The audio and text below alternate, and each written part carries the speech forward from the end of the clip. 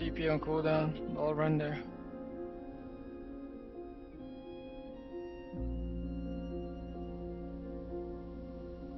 Go Pyrus top.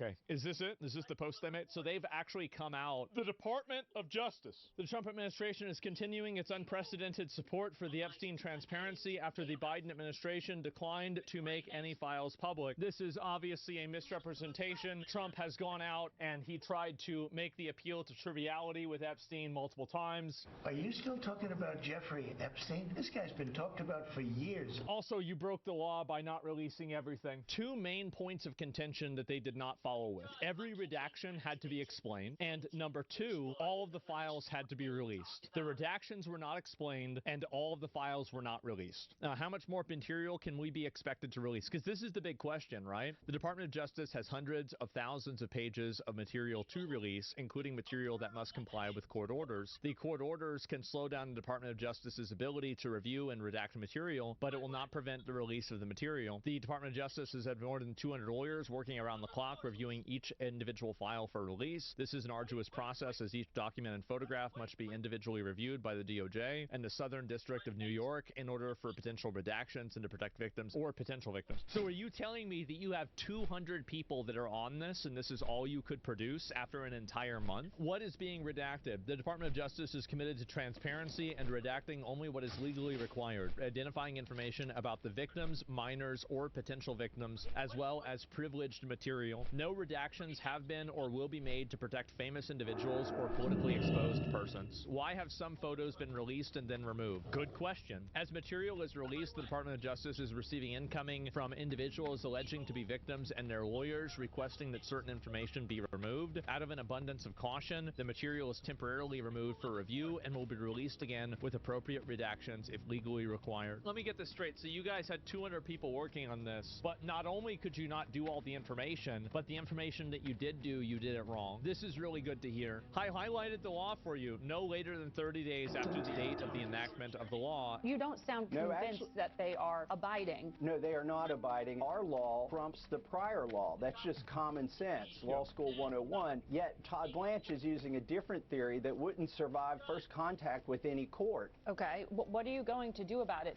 to force them to comply? I mean, can you do anything? Impeach them. There are several ways to get at this. Some take longer, some are shorter. The quickest way to get justice for these victims is to bring inherent contempt against Pam Bondi. And that doesn't require going through the court. Basically, Rokan and I are talking about and drafting that right now. Why do you think he is working so hard not to get them released for so many months? What do you think the real reason is? These files implicate billionaires and political donors. Epstein also had close ties to our own intelligence agencies and Israel's intelligence agencies. That's why there's so much effort in trying to stop this. And I do believe they'll try to stop it somewhere else. And that's going to backfire on them too. Do better watch his back. I mean, it's already out there, right? Anything happens to him, I feel like it's just going to radicalize people 1,000 times more.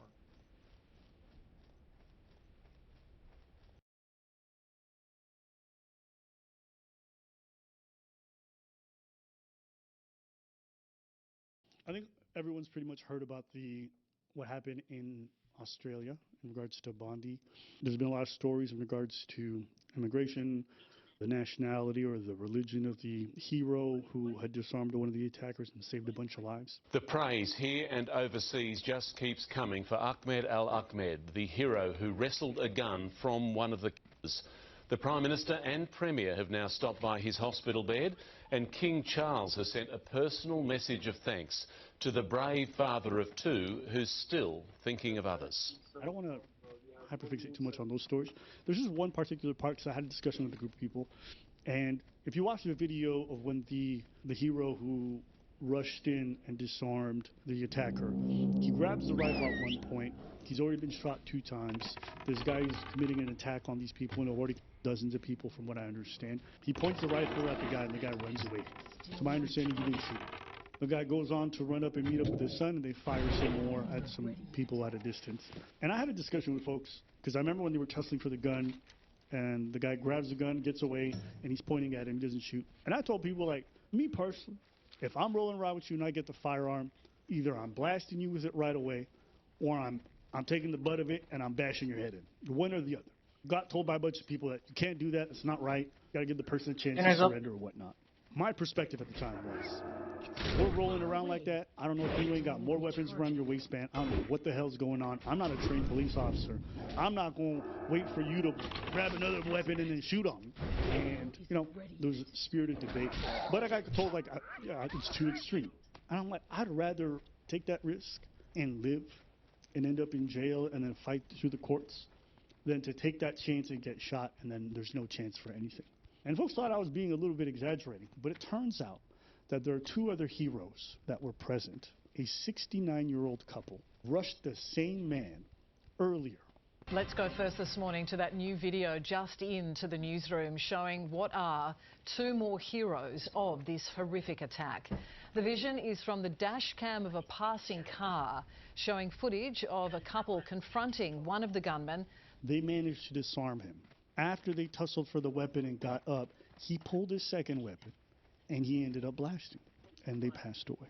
People don't talk about these two heroes as much because they didn't survive and they didn't succeed, technically speaking, even though I think they're still heroes, not only because they tried, but because they may have given other people a chance to escape as a result of them risking their lives. This isn't to say what you guys should do in that situation. I'm just saying these are much older people who risked their lives. And to me, that's a hero, regardless of whether they succeed or not. And I say all this to say, the very scenario that I think is very, very possible when these attacks happen ended up happening that exact same day and cost two other people their lives. And I say all this to say, I pose a question to you and to them watching. When you're in a fight for your life and someone has taken the liberty to decide that they want to take other folks' lives, do you have to risk your own life and try to spare them? There's no debate there. This video is going to be very short, my man. It's going to be very fucking short. I mean, there won't be a debate between me and you. Nope. Not between me and you. It's not going to be, well, I disagree because, no. If you took the liberty to take people's lives, to forfeit people's lives, and I happen to pass on there and take your weapon from your hands, that's all she wrote. I am emptying the clip. I'm sorry. The magazine. They're mags, not clips. You absolute numbers. Gun reference for people who are, some people who heard. I don't have to explain it. Okay, that's what they when they heard clips. You're done. Because your intentions were bad. And the only thing that stops violent bad people is violent good people. Stay violent. Sometimes words work, but you're right. I agree. I agree. You had bad intentions there. I am emptying the whole thing. You're done. You're going to weigh much more. There's going to be a whole heap of lead in you. That's it. There's no debate. The other side of the argument would say, well, listen, you know, you risk jail time, you risk a lot. And it's true. We've seen cases where people are engaging in self-defense, and because they didn't do it perfectly, they were risking jail time. Some of them ended up going to jail. Some of them got probation. Some of them got off free. But you still have to go through that whole legal battle because the standard for self-defense is so unfair sometimes. Yeah, especially here and in Australia.